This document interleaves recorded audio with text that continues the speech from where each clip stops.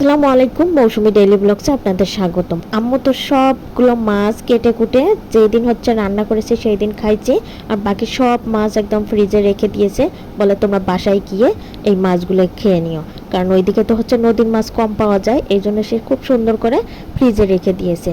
পরে আমি আজকে বললাম যে মা তুমি হচ্ছে কষা কষা করে ভালো করে হচ্ছে কষা না মানে একটু ঝোল রাখিয়ে বোয়াল মাছ রান্না করো।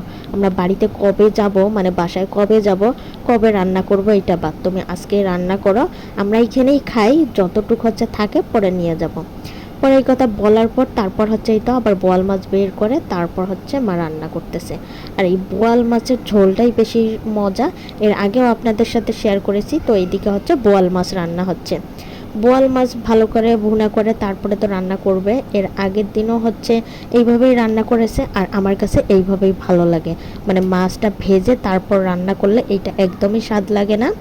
আর অন্যান্য মাছ হচ্ছে যেমন রুই মাছ বা কাতল মাছ আমরা ভেজে তারপরে রান্না করি, কিন্তু বোয়াল মাছ বা হচ্ছে শোল মাছ এগুলো ভেজে রান্না করলে আমার কাছে ভালো লাগে না। তাই আমি যেরকম করে পছন্দ করি আম্মু ঠিক সেই রকম করেই হচ্ছে রান্না করে দিচ্ছে।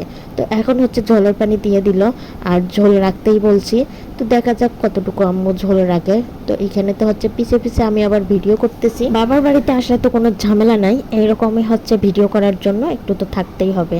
তা আমি তো ভিডিও করে নিলাম। এইদিকে হচ্ছে মাছ রান্না হয়ে গেছে, এই মাছ রান্না আর হচ্ছে গরম ভাত, আমার কাছে আর অন্য কোনো কিছুই লাগে না। তো এদিকে মাছ রান্না হয়ে গিয়েছে, আমরা হচ্ছে ভাত খাওয়া দাওয়া করেছি। মানে সব কিছু হচ্ছে মাছের সাথে তো আরও অনেক খাবার দাবার আছে, এগুলো বারবার হচ্ছে দেখানো একটা বিরক্তিকর। তো যেহেতু হচ্ছে শুধু মাছ রান্নাটা হচ্ছে করতেছে এইটা হচ্ছে দেখাচ্ছিলাম। তারপরে আমরা তো চলে গিয়েছি আরেক দিকে, ইন্ডিয়ার আরেক দিকে। এই দিকেও এসে দেখি হচ্ছে ভুট্টা আর ভুট্টা, চতুর্দিকে তো ভুট্টা।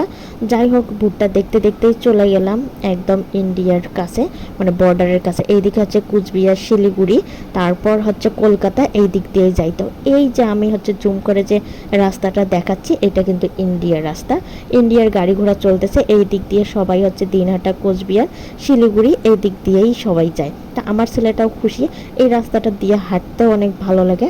আমার ছেলে দৌড়ায় দৌড়ায় এক সময় এই আশেপাশের ইন্ডিয়ার বর্ডারে সব দিকেই হচ্ছে অনেক শান্তি ছিল, এখন তো হচ্ছে এতটা শান্তি নাই।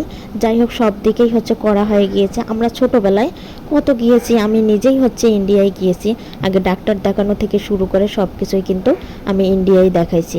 বাংলাদেশে খুব কমই হচ্ছে ডাক্তার দেখানো হয়েছে, আমার ইন্ডিয়ায় বেশি ডাক্তার দেখানো হয়েছে। কিন্তু এখন আর ওইভাবে তো যাওয়া যায় না।